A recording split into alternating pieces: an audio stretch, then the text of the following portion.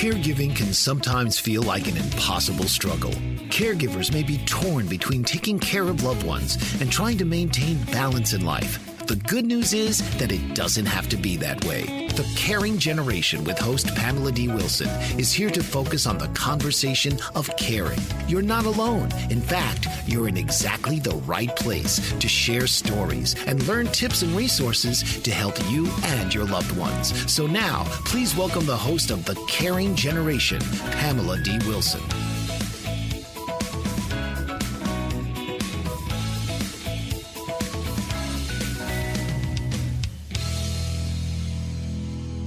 This is Pamela D. Wilson, caregiving expert. I'm your host on the Caring Generation radio program, coming to you live from the BBM Global Network, Channel 100, and TuneIn Radio. The Caring Generation focuses on conversations about health, well-being, caring for ourselves and loved ones, all tied together with humor and laughter that are essential to being a caregiver. During this program, I'll answer the question of what the heck happens when you get old? Caring for aging parents can increase awareness of how health and wellness activities, if you engage, can contribute toward a healthy old age. There's a great deal of talk about proposed legislation to fund universal child care and in-home elderly care, billions of dollars. I support the child care and elder care, but not by funding universal care. My reason for not begins with the cause, which is a bad foundation. Healthcare in the United States does not emphasize health and wellness prevention enough, really, at all. Until we agree that a lack of health education is the problem, we can't create solutions to child care and elder care by developing concrete, consistent, and easy-to-use plans to educate the public.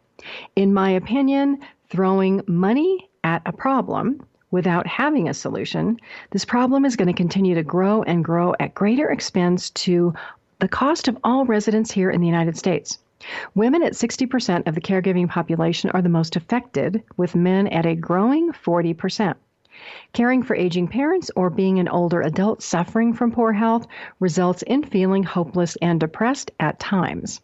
The guest for our health and wellness topic for the show is Dr. Suma Chand, who joins us with suggestions to manage feeling hopeless and depressed around the idea of what happens when you get old or when you're caring for yourself or aging parents. Dr. Chand is a licensed clinical psychologist specializing in cognitive behavior therapy.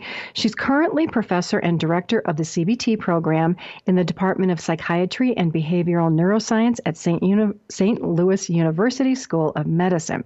She offers cognitive behavioral therapy to adult and older adults who experience depression, anxiety disorders, obsessive-compulsive disorder, post-traumatic stress, insomnia, and eating disorders. Let's return to the question of what happens when you get old. I'll start by offering background information of what being old means. We'll talk about how older adults feel about aging. We will look at solutions to increase awareness of health and wellness activities that we can learn while we are caring for our aging parents. And through this experience, we can learn to focus on prevention so that we, as the caregivers and aging adults, all live a healthier, happier old age. So let's get started with these ideas. According to research, there are categories of being old that link to what happens when you get old. If you are in your 60s to 70s and you're relatively active and healthy, by research standards, you are considered the young old. As we age into our 70s and 80s, if we have a diagnosis of multiple chronic illnesses and we're starting to slow down physically and cognitively, so our brains are slowing down, we are considered old. After this, as we move into our 90s and beyond, researchers consider us the old. Anything before age 60, you might be considered middle-aged. Between age 50 to 65, you might fall into that senior citizen category. And as you know, if you are 50 years or older, you know that AARP, the Association for Retired Persons, begins sending you invitations to join their group as early as your 50th birthday. Let's talk about what happens when you get old around the idea of aging or caring for aging parents with a focus on aspects of health and wellness. There are many theories around health and wellness that look at a whole person as being made up of physical, social, emotional, intellectual, spiritual, and occupational wellness. During this program, we're going to talk about the top three. Health and wellness related to physical, social, and emotional health, because these apply most to caregiving situations, caring for aging parents, self-care, and health and wellness for all adults, which is the focus of this caregiving radio program. An interesting part of what happens when you get old is that we at any age might not recognize that we have more control over our well-being than we think. Why is that? It's because conversations in education about health and wellness, they don't begin in grade school. They don't continue or begin in middle or high school. We don't talk about it in college or later. That lack of education, in my opinion, is the gap that results in caregivers now as young as 20 years old, caring for sick parents in their 40s and 50s. And this trend of caring for aging parents, it continues from generation to generation. What if we made the subject of what happens when you get old a mandatory component of education in the United States? We would honestly be less surprised about what happens. How much money might be saved in healthcare premiums, healthcare expenses, treatments, and the reduction in individuals who are more susceptible to viruses like the coronavirus. By supporting health and wellness education, we could have a healthier population. But the United States doesn't do this. It's easier for all of us to be led to think that government spending has to solve these gaps instead of government investing in education for the public. Seriously, as citizens, aren't we worth it? How many of you want to be old and sick? How many of you want your children to be old and sick? How many of you caring for aging parents want them or yourselves in later years to be reliant on government spending to take care of you? Wouldn't you rather be in control of your own life and your own well-being? The problem is we can't get there with the government putting funding in the wrong places. They're plugging gaps instead of correcting the foundational issues, which is a lack of focus on health and wellness education. Let's be realistic. Healthcare is a money-making business. Hospitals, doctors, insurance companies make money off sick people. Health insurance, it doesn't pay for prevention. It should. The only people who can change this faulty thinking and wasteful spending are us, the healthcare consumer, you and me. We have to start speaking up against financial irresponsibility and wasteful government spending, but it takes education. It takes us having these conversations about what happens when you get old, the challenges of caring for aging parents, and the importance of health and wellness education beginning in grade school and continuing throughout life, having this be supported by corporations who today only focus on child care but not elder care. We're going to continue to talk about physical, social, and emotional wellness in the second half of this program. Up next, we have Dr. Suma Chand. She is professor and director of the Cognitive Behavioral Therapy Program at the St. Louis University School of Medicine. She's going to share with us tips to manage feeling hopeless or depressed.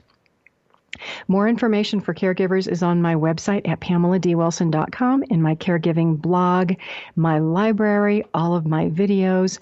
I have a program there, which is a program for working caregivers. It's called Helping Elderly Parents Stay at Home. This program is available through corporations and groups, so if you are a caregiver, make sure that you're sharing information about this program, my website, with the people that you work for, with those corporations. This is Pamela D Wilson. You're with me on the Caring Generation, live on the BBM Global Network, Channel 100, and TuneIn Radio. Stay with me. We'll be right back after this break.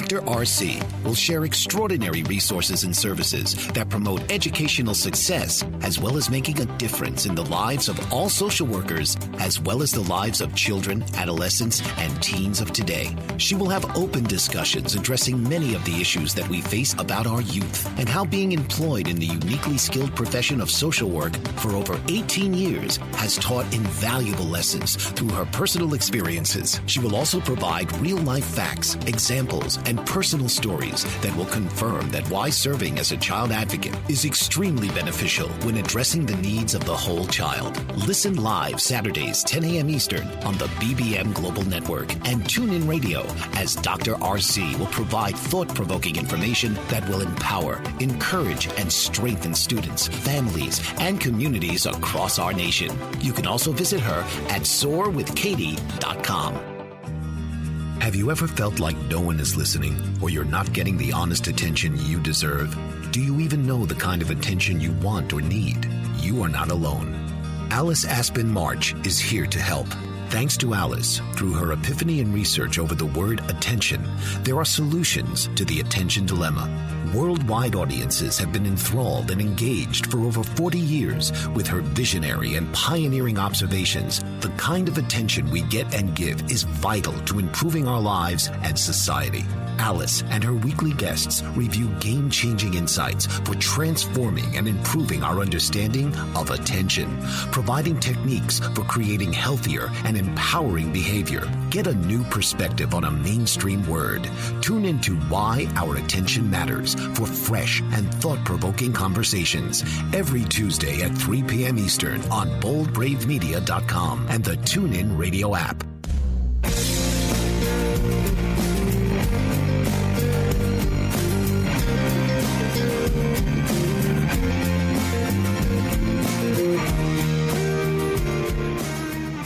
This is Pamela D Wilson, caregiving expert. I'm your host on the Caring Generation radio program for caregivers, live from the BBM Global Network, Channel 100 and TuneIn Radio. Joining us is Dr. Suma Chand, an expert in cognitive behavior. Dr. Chand, welcome to the show.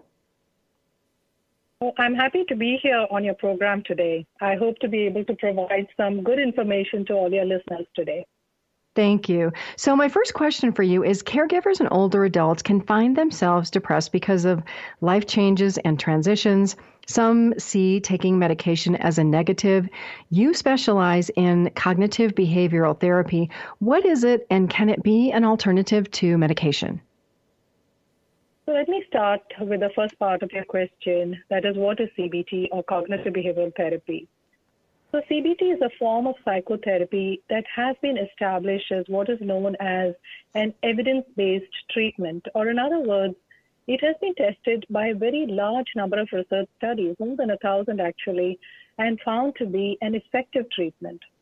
Now, it has been found to be useful for a number of psychiatric conditions, including anxiety disorders and depression. In fact, research has also established that it's an effective treatment for caregiver distress. Now, let me elaborate a little bit more. CBT is based on the cognitive model, which was outlined by Dr. Aaron Beck. And this model explains how our thinking is linked to our mood and behaviors. Now, when a person becomes distressed or develops depression or anxiety symptoms, his thinking tends to become unrealistic. It is, sort of not really exactly rooted in reality.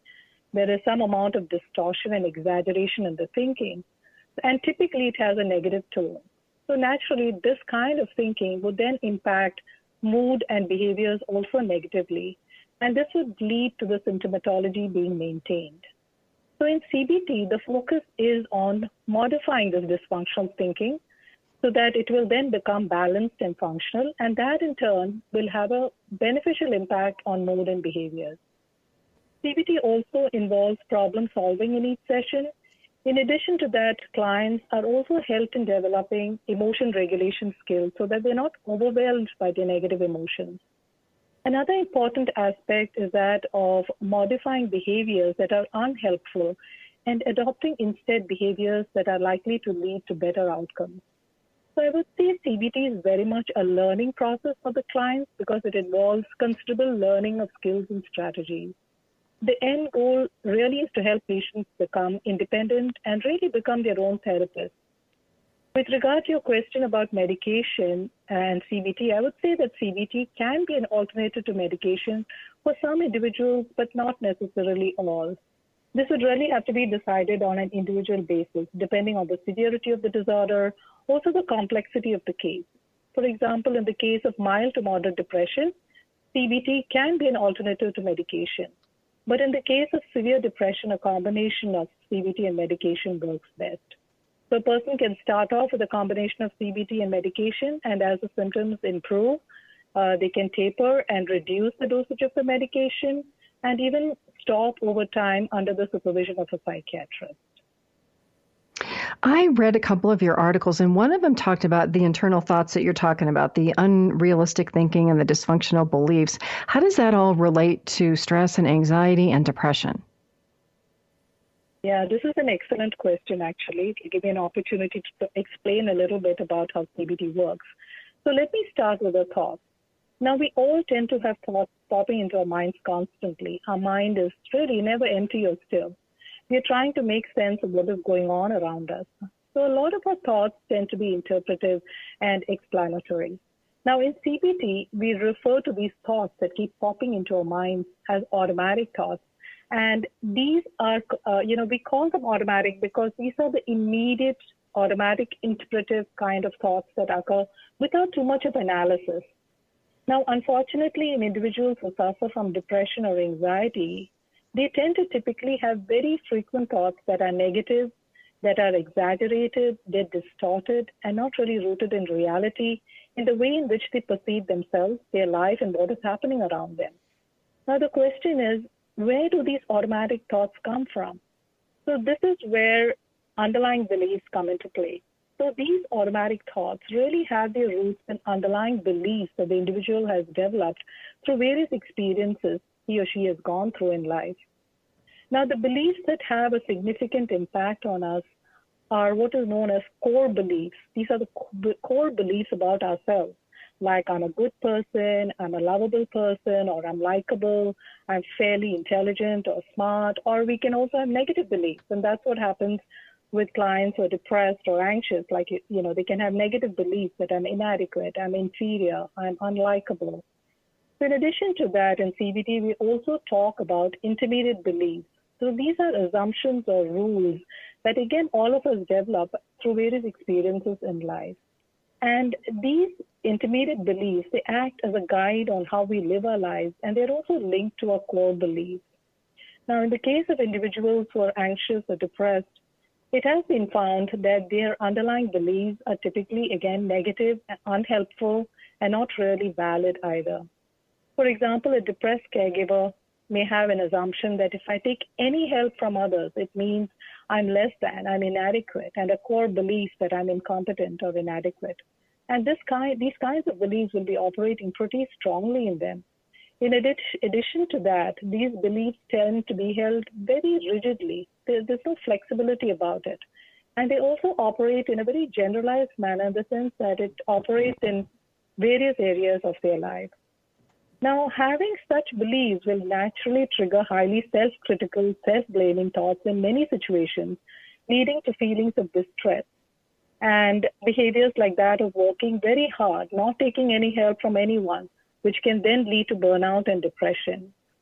So in therapy, CBT therapists would work with clients to not only help them become skilled at modifying their dysfunctional automatic thoughts, but also modifying their dysfunctional beliefs so that they become more balanced and functional. It is this modification of the dysfunctional belief that really leads to more long-lasting changes, because once the dysfunctional beliefs become actually functional and balanced, they will not trigger the dysfunctional automatic thoughts, but functional ones. Okay. And this, in turn, will have a beneficial impact on mood and behavior. So, Dr. Chand, we are going to continue our conversation coming up after this break. Listeners, the podcast of this radio program for caregivers and all of the Caring Generation podcasts are on my website. This one will be up in a week, just in case you know somebody that couldn't make it to listen live to the program tonight. You can go to my website, PamelaDWilson.com, click on the Caring Generation page, the media tab, and the shows are there. This is Pamela D. Wilson on the Caring Generation, live on the BBM Global Network, Channel 100, and TuneIn Radio. Stay with me. We'll be right back.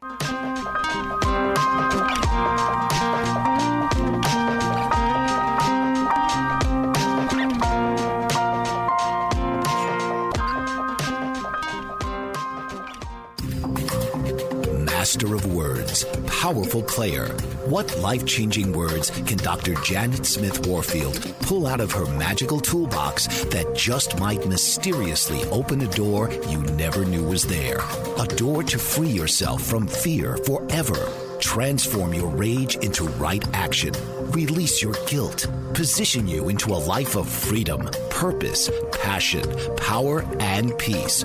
All quite suddenly, unexpectedly, and almost miraculously with no effort on your part. Join Dr. Janet every Monday at noon Eastern on Dancing with Words, Dancing with Wisdom on the BBM Global Network as she and her guests show you how words map our experiences, immersing you in a sound bath that relaxes your muscles, opens your mind, and supports you in co-creating your extraordinary life.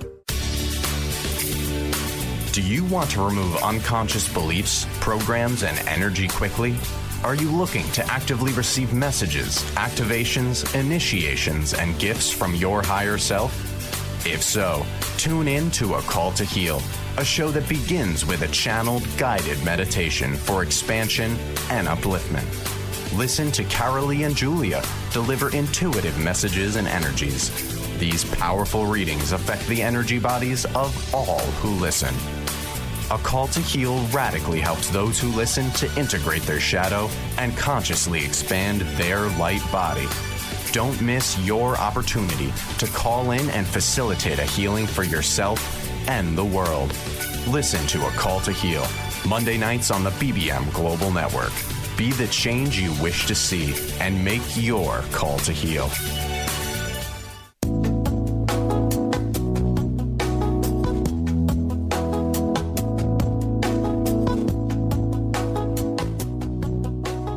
This is Pamela D. Wilson, caregiving expert. I'm your host for the Caring Generation on the BBM Global Network, Channel 100, and TuneIn Radio.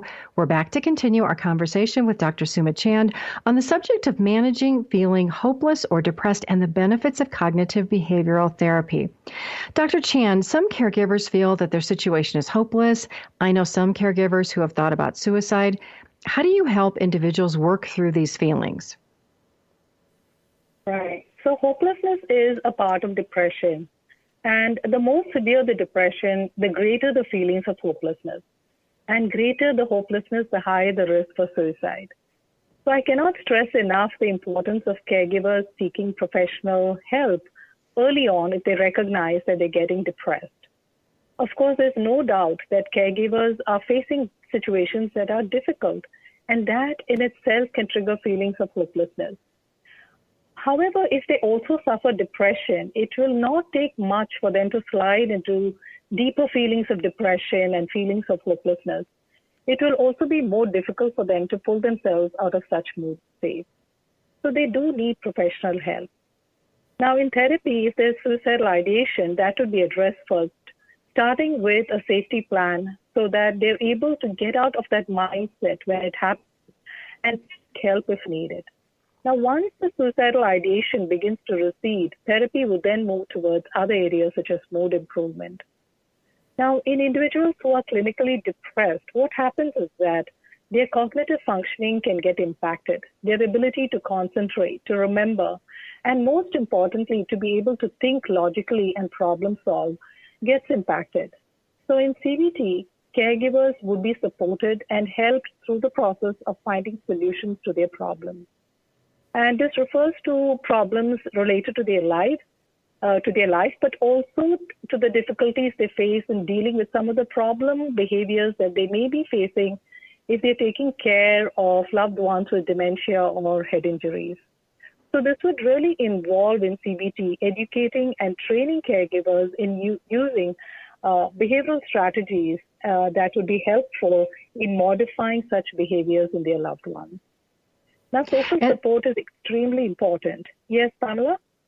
So you keep going because you gave me a thought. So if caregivers have social support, it really helps with depression and hopelessness.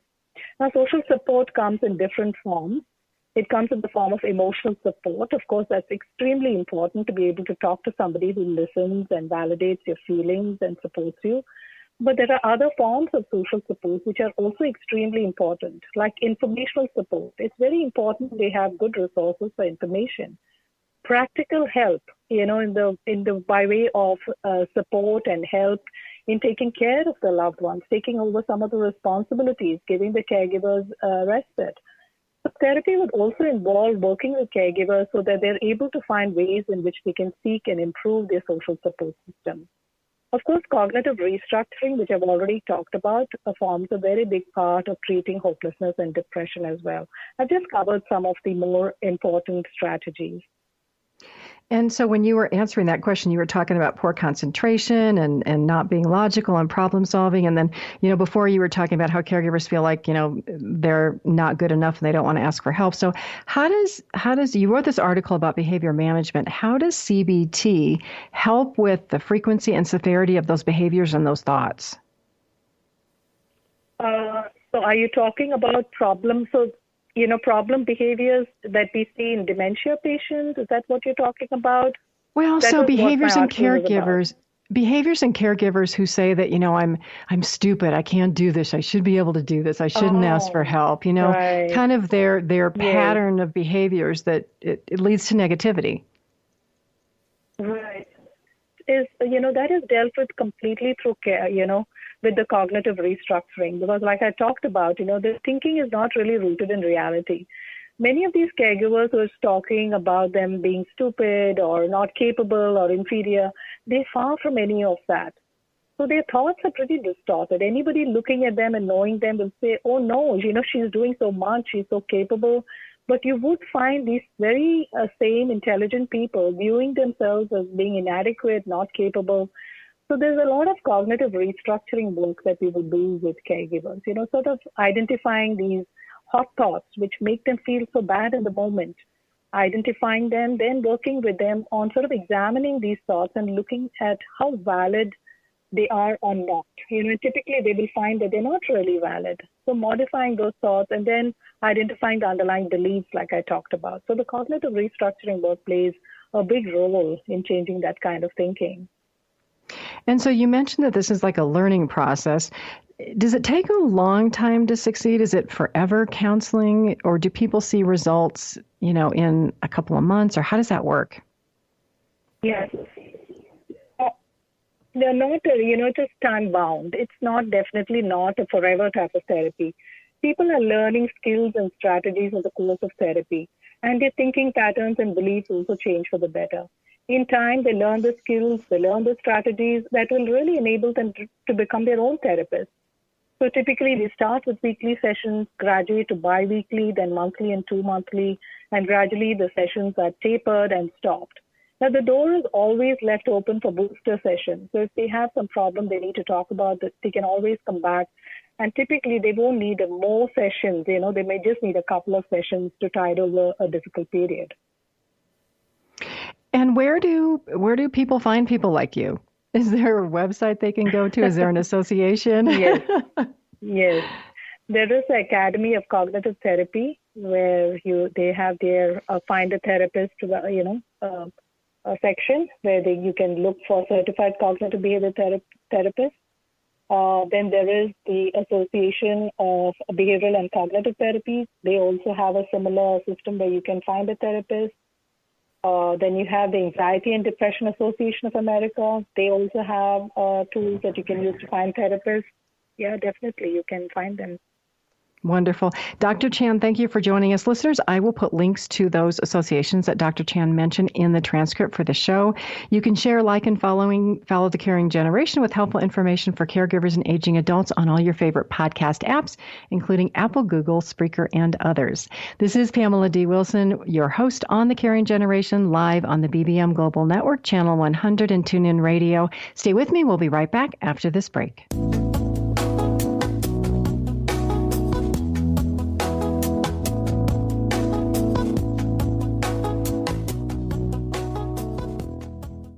What if there were a super tiny device that could diagnose the brain and is smaller than a single human hair?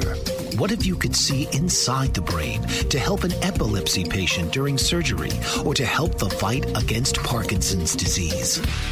Dr. Patricia Broderick is proud to announce the Broderick Probe, a biomedical and electronic breakthrough. Imagine a probe to help with the understanding and potential cure of brain-related diseases. To learn more, listen live to the Easy Sense radio show with host Dr. Broderick, Wednesdays, 7 p.m. Eastern on the Bold Brave Media Network and TuneIn Radio. And to help support the Broderick Foundation, please go to EasySense.com and learn how, with your help, we can fight these horrific brain disorders. That's EasySense.com to learn more and help support the Broderick Foundation. Did you know that your beliefs create your entire reality, but it's the subconscious beliefs that do most of the creating? Belief shifter and life coach Shiraz can help you identify those limiting beliefs and eliminate them, often in a single session. It was almost instant. I had relief right away. Creating better health, relationships, careers, and finances. Let Shiraz help you step out of safety and into awareness. Definitely something's happening. It's like a flow inside. It feels good. Whether in person or online, Shiraz provides personal coaching, belief shifting. Visit Shiraz at energeticmagic.com or call 416-529-7429. Energetic Magic on the BBM Global Network, Tuesdays at 7 p.m. Eastern. Find your greater happiness. Be well. Be aware. Be magical.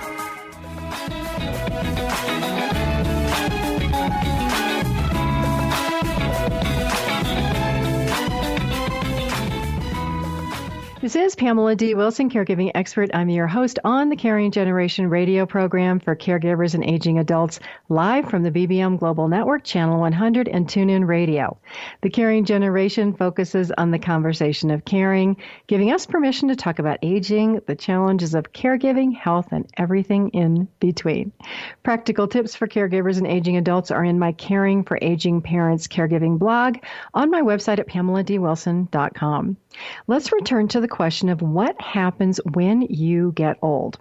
The likelihood of caring for aging parents increases, which leads to an opportunity to learn about health and wellness. How, you ask? Let's begin with common experiences of what happens when you get old. For example, increased visits to doctors if you have health issues, chronic diseases like high blood pressure, diabetes, asthma, taking medications, not one, but sometimes several, emergency room visits, falls, fractures, physical aches and pains that make it more difficult for us to get around, hearing and vision problems, needing someone, a caregiver, to help us. The idea of physical wellness relates to what happens when you get old. My amazing, beautiful, charming, thankful grandmother, Mary, always said to me, "It's no good to get old." She was in that category of 90-plus persons of the old, but she had a positive attitude and she kept going in spite of having arthritis and health concerns. I honestly would be blessed to have her positive outlook and attitude when I am 94. So back to the idea of caring for aging parents who can also experience stomach problems, incontinence, arthritis pain, malnutrition because of having a poor diet, a lot of health concerns. These are all of the worries that we think about when we think about, oh my gosh, what happens when you get old?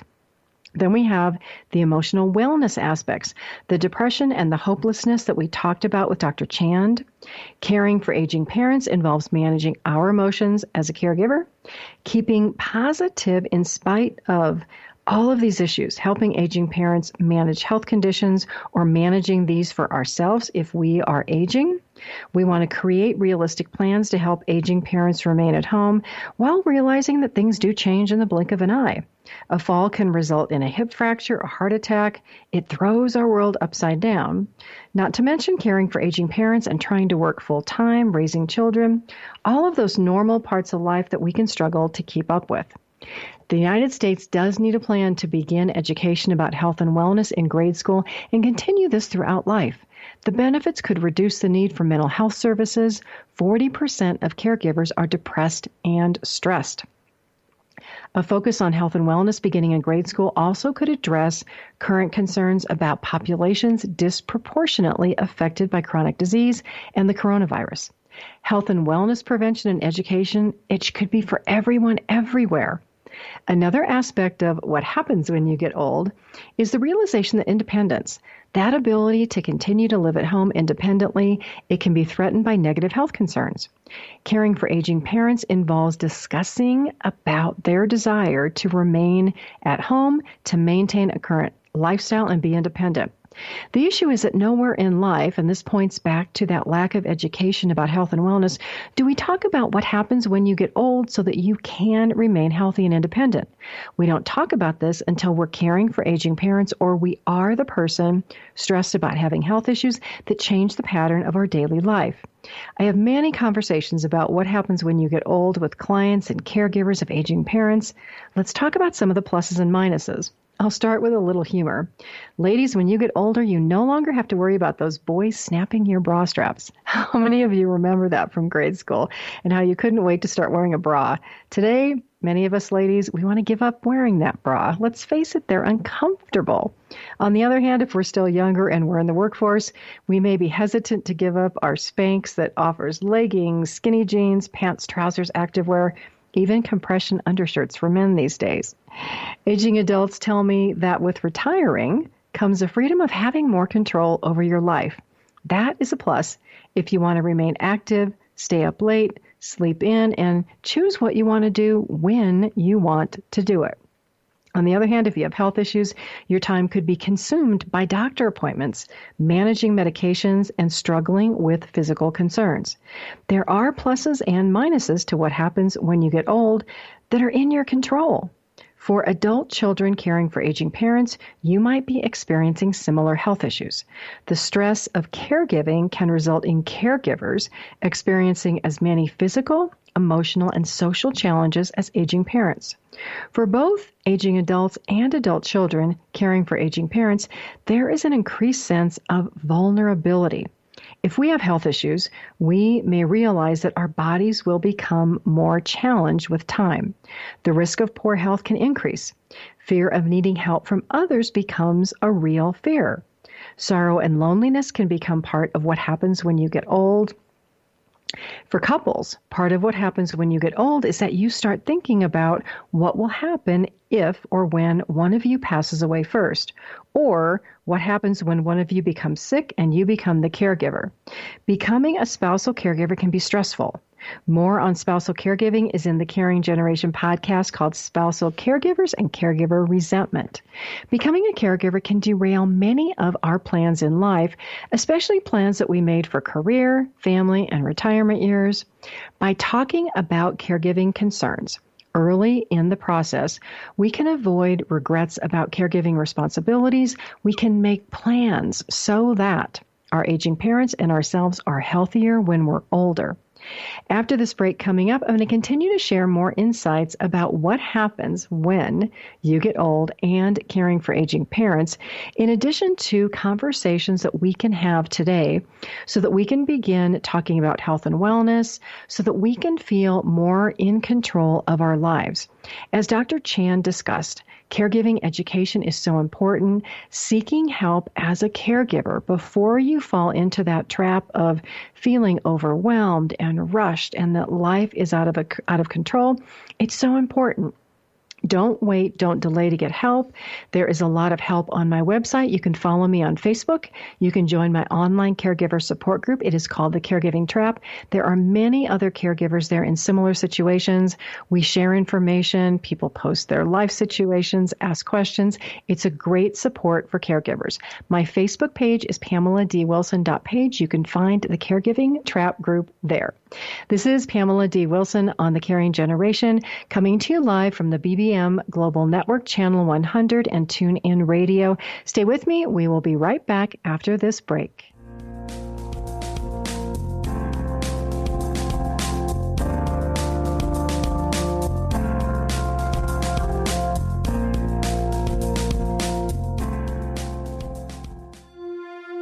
The opiate epidemic has reached crisis levels, and with so many families affected by addiction, opiate-related drug overdoses, and death, the time is now to have a real constructive conversation about addiction that could lead to better prevention, treatment, and recovery. Alan Charles, author and keynote speaker on drug abuse and prevention, presents The Alan Charles Show.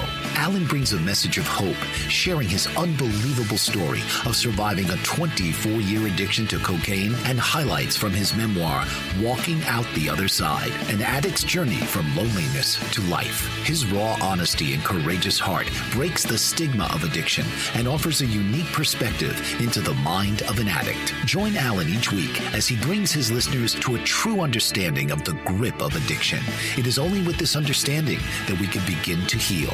The Alan Charles Show, Thursdays at 9 p.m. Eastern on the BBM Global Network. Dr. R.C. will share extraordinary resources and services that promote educational success, as well as making a difference in the lives of all social workers, as well as the lives of children, adolescents, and teens of today. She will have open discussions addressing many of the issues that we face about our youth and how being employed in the uniquely skilled profession of social work for over 18 years has taught invaluable lessons through her personal experiences. She will also provide real-life facts, examples, and personal stories that will confirm that why serving as a child advocate is extremely beneficial when addressing the needs of the whole child. Listen live Saturdays, 10 a.m. Eastern on the BBM Global Network and TuneIn Radio as Dr. R.C. will provide thought-provoking information that will empower, encourage, and strengthen students, families, and communities across our nation. You can also visit her at soarwithkatie.com.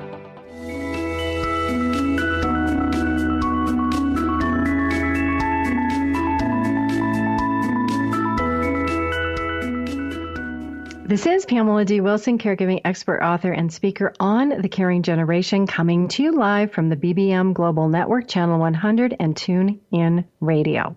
Information for corporations and human resource departments about caregiving training and education on-site, online, through webinars, video conferencing, and virtual training programs is on my website at PamelaDWilson.com. Educational programs for caregivers and aging adults are so important to help the United States transition from investing in programs that solve elder care issues and health problems. Prevention can go a long way, and if we begin focusing on it when we're younger, by the time we're middle-aged, we will have healthier habits, and by the time we reach that old age of being over 90, we actually will have fewer health issues and will be living better quality of life. So what happens when you get old? We begin losing friends and family members to death. How many of you have already lost a best friend, somebody that you went to college with, maybe someone that you've worked with? Adult children caring for aging parents lose their parents. That finality of life becomes something that we may realize as inevitable. We can realize that time is limited and all we have is the here and now. These thoughts pose concerns for what happens when you get old. One is that death is not as scary for some people as the thought of being left alone by a spouse who passes away. The other is a concern about society's ability to provide compassionate care. There are debates about that. The elderly frequently face bias from healthcare providers. And if you don't have an advocate, you are more vulnerable to not getting the care that you want than most people. So let's change a little bit and talk about solutions for what happens when you get old, or if you are an aging adult or caring for aging parents. For all of us, the idea of health and wellness prevention involves this idea of change. If we're honest, most of us resist change because it seems like a lot of work. Think about this. A change to improve your health is an investment in yourself. Aren't you worth it? Is the quality of your life worth the effort? Would you rather have more control over your life or less? Let's talk about medical care and the idea of going to the doctor for checkups, routine care, and possibly taking medications. Most consumers, because of a lack of health and wellness education, don't go to the doctor unless they're really sick, so they're not going for preventative visits. More men resist going to the doctor than women. That regular medical care, those checkups, they can catch health issues early before they become severe. There's more on this in the Caring Generation podcast called Why is Patient Education and Engagement So Important? So there's 4 parts to talking to ourselves about change. The first is thinking about change. Do I want to change? Should I change? What do I need to change? The second is actually wanting to change. Thoughts of, I want to be healthy. I want to live a good old age. And so I'm going to go to my doctor to have my health evaluated. I'm going to get my blood pressure checked, my cholesterol, all those important measures. The third question is, do I have the ability to make this change? Do I have a primary care doctor? So many people don't. There's a tendency today to do the easy thing and see what I call the doc in a box. It's the doctor at an emergency clinic or a walk-in clinic at a drugstore. And it's okay in emergencies, but it's not a long-term situation. In a perfect world, you have a doctor who's known you for years, and that is very helpful for managing your health care. Then we have number 4 on this idea of change. It's the need to change. So if I don't make the effort to participate in regular medical care, what could happen? I might end up with all of the health issues that my aging parents are experiencing. Caring for aging parents, it's a major learning opportunity for caregivers because you can make changes in your own health and your well-being. So let's say that we see the reason for change. We want to change. We have the ability. We understand the need to make the change. What's next? This pulls us into the perspective of caring for aging parents. So let's say your mom or dad has 3 medications that they could be taking, but they're forgetting or they're making excuses why they don't need to take that medication. You could say something like, oh, Mom, I understand that you don't think taking your medications is important. I don't believe the doctor would have prescribed them if they were not going to help you feel better or prevent you from feeling worse. What do you think about finding ways to make sure that you take your medications every day? You could also ask about the pros and cons and also apply this to yourself as a caregiver if you also have medications that you should be taking, but maybe you're not. How will the medication help you feel better? What are the negative consequences of not taking that medication?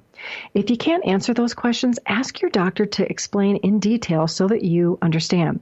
Part of the reason that consumers don't take medications is because they don't realize the long-term consequences of high blood pressure, having a stroke, having a diagnosis of dementia, a heart attack. All of those problems are health complications that medication can help avoid. Is the effort of taking blood pressure medication worth avoiding those health consequences? What happens when you get old is thinking about the long term. What will your health be like in 1 year, 3 years, or 5 years if you don't start getting preventative checkups? What will your health be like if you don't take your blood pressure medication? How will all of this show up in your daily life, whether you feel good or you don't feel good, your ability to go to work, to support your family, time with your spouse or children where you actually feel good? How will it affect activities that you enjoy? Health and wellness is this long game that has effects that begin in our 20s and carry throughout life. This is proven research. This is why I'm going back to the idea of mandatory health education beginning in grade school and continuing throughout life, that it can make a significant difference for everybody, but only if we're willing to make changes in our health, our wellness, and our lifestyles. Sometimes we do have to give up some foods we love or start exercising or start looking at other things to turn our health around because we actually have more control than we think. More practical tips, proven solutions, and support for caregivers are in my book, The Caregiving Trap, Solutions for Life's Unexpected Changes. Information about the book is on my website, PamelaDWilson.com. We're heading out to a break. I'm Pamela D. Wilson, caregiving author, expert, and speaker. This is The Caring Generation, live from the BBM Global Network, Channel 100, and TuneIn Radio. Stay with me. We'll be right back.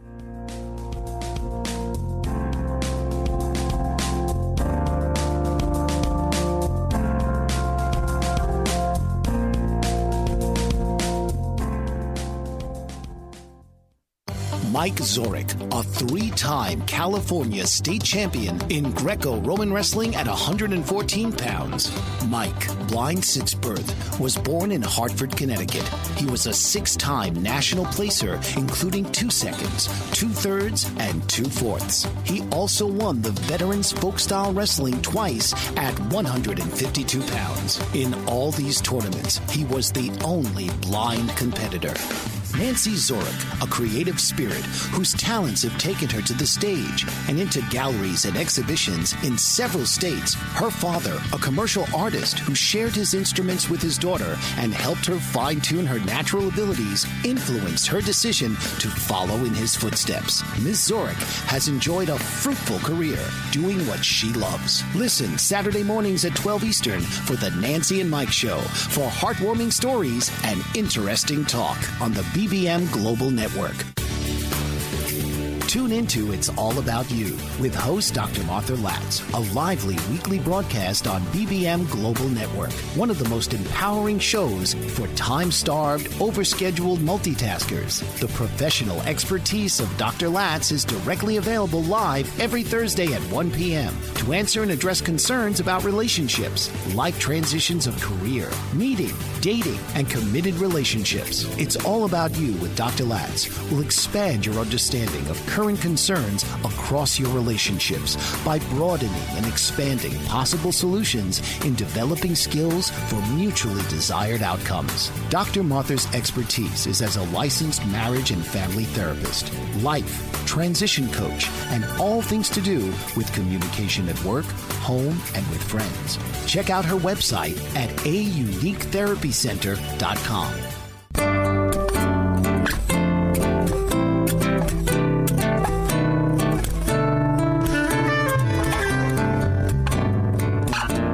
This is Pamela D Wilson, caregiving expert. I'm your host. This is the Caring Generation radio program for caregivers and aging adults, live on the BBM Global Network, Channel 100, and Tune In Radio.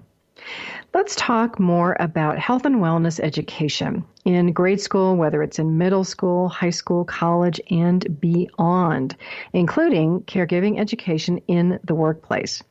If you are working caregivers, definitely advocate for caregiving education. Talk to your HR departments. You can contact me through my website. I have a program called Taking Care of Elderly Parents, Stay at Home, that I offer through corporations to working caregivers. So let's wrap up on the subject of what happens when you get old and you might be caring for aging parents or yourself.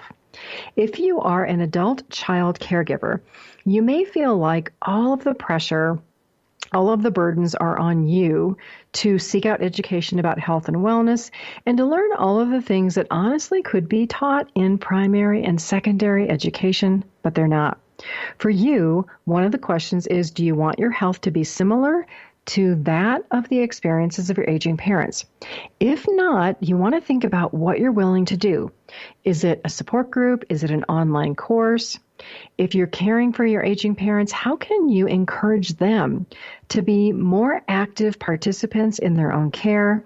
If you're that aging adult, what steps will you take to improve your health? We all want to remain at home. We don't want to go live in nursing homes when we're older. Independence is so important. The idea of, this is just what happens when we get old. We get old and sick, not always true. This idea of this is what happens when we get old, it's a faulty belief. And sometimes I believe that it's promoted by some doctors who are paid by a healthcare system that, of course, is rewarded for treating sick people.